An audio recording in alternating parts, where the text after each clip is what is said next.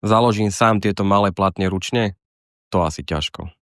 Dnes mi prišla pomôcť moja manželka Majka. Platňa po prerezaní má približne 40 kg. Aj keď už večer bola tma, my sme pokračovali ďalej. Keďže vonku mrzlo, dosť sa šmíkalo. Mohol som tieto platne zakladať aj bagrom, ale toto je oveľa rýchlejšie. Keďže druhú várku platní mám dosť ďaleko od plotu, naštartoval som kubotu a povozím si všetky platne v radlici priamo k plotu. Bagrom som si podoprel tú kopu, aby sa mi neprevrátila. Tento balík váži skoro 2 tony, takže ani UNCčkou sa mi to nedalo previesť. Platňu sme naložili do nakladača a odviezol som si to rovno k plotu.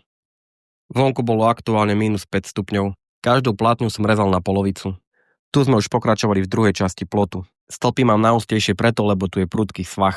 V každom dielci sú 3 prúty železa, ale rezanie ide fajn.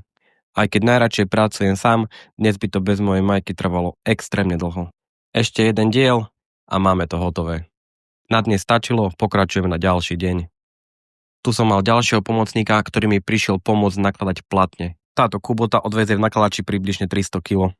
Ja viem, že tie veľké platne sa dajú tiež zakladať ručne, ale mám tu na to stroje. Naštartoval som bagrik a poďme na to.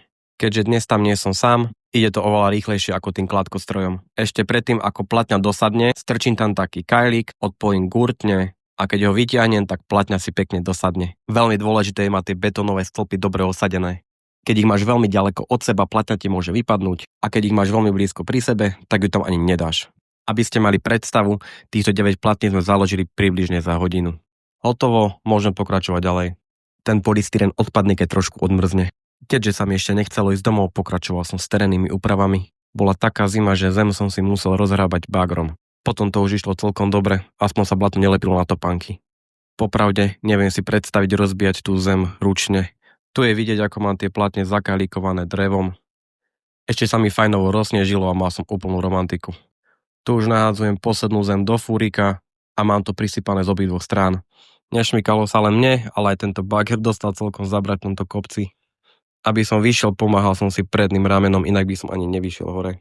Tu je hotový nový plot. Ešte nás čaká brána a bude hotovo. Čaute.